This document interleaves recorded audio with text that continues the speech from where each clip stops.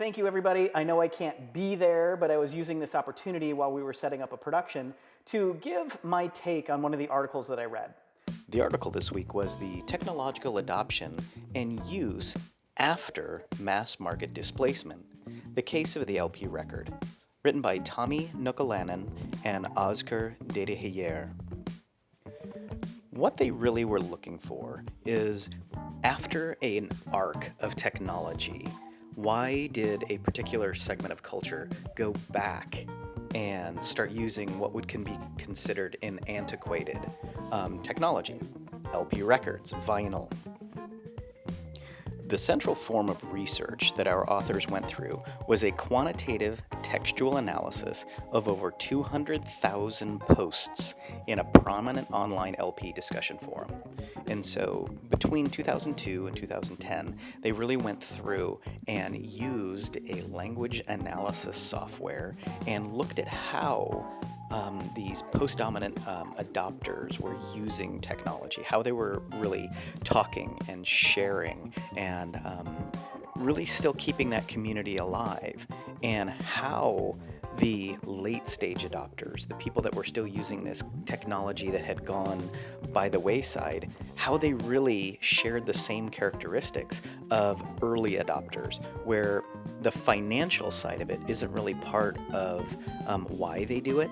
It's that they want to be connected or tinker or feel that they're really involved with an older technology. What made this piece of technology different was that it's generally assumed and held that with successive higher levels of technological performance, people always want to choose the newer thing. And in scientific research, that is called the S-curve of technological performance. And it's deemed to be a factor of when, as things start to move along the curve, you move on to something else, the evolution. LP, for everybody, stands for long play, but it's really vinyl, it's records, okay?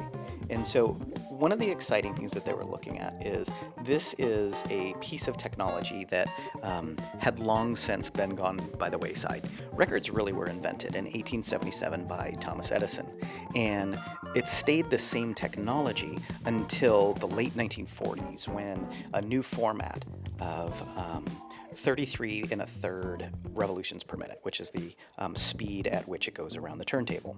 Well, this increased from 4 minutes to 55 minutes of playback per side. And so that was very appealing to record companies, pushing out music, pushing out songs. What our researchers, or what the writers of this article were really looking at, they started with three things. They were looking at, according to their knowledge, no other study had been done on a post-market technology application. And so of a positive nature. And so they started there and then looked at how they could how they could look at that information. And finally, this is the first time of using indirect objective methodology by, you're not asking questions or you're not interviewing people. You're actually looking at the context of the comments in a native environment. So you're not leading anything. And so really the objective of the analysis is to understand these themes of discussion, or what the enthusiasts really looked at overall. What they used was a textual analysis software, and built by IBM, SPSS, and it was a text analytics and usually used for surveys, and it was a natural language processing software. And they used this in a different way because it typically was looking through emails or correspondence from companies. And so they used this to really get to the context of what people were looking at.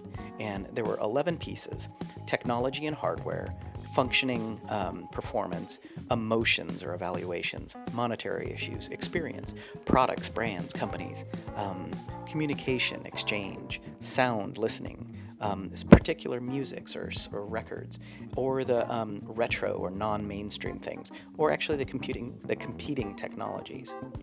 And so of those 11 things, they just started to group and put everything together that they could. And another strong piece that comes out is that with using vinyl or records is that there's required human intervention within what you're doing. You're taking a record off the shelf, you're putting it on there, and that's called agency. You're actually involved with the experience. Listening to music on the cloud, while convenient, it actually is just something that's very passive. You're not involved with it. Whereas being able to work at your craft, make your record player, your speakers, your environment that much better with curating your albums and the things that you own really makes that whole experience better. It can be similarly looked at with retro computing or retro gaming, where people are tied to devices or experiences that are somewhat inefficient, but they feel that nostalgia in what it is. So through the quantitative textual analysis, they were able to analyze a large amount of content, and they found that of the people who were actually on the message boards, there were about 190,000 people. And you would think, oh, that's a smaller niche because albums, who's still following albums? However, they looked at Apple's, there's a message board called iMore, and they found out that with the millions of people that follow Apple products, there were still only about 190,000 people that were active in iMore. So using the qualitative research and actually understanding the vinyl industry in itself, you have this large body of people that are drawn to the technology, drawn to this environment, and the research really reflected that, and it really recasts the way that technology is used, and from a functional sense, moving all the way to an aesthetic sense, where people start to how do we feel about it after the fact. Thank you all for listening, and this is Roland Richards, 531 Technology Assessment. Thank you very much.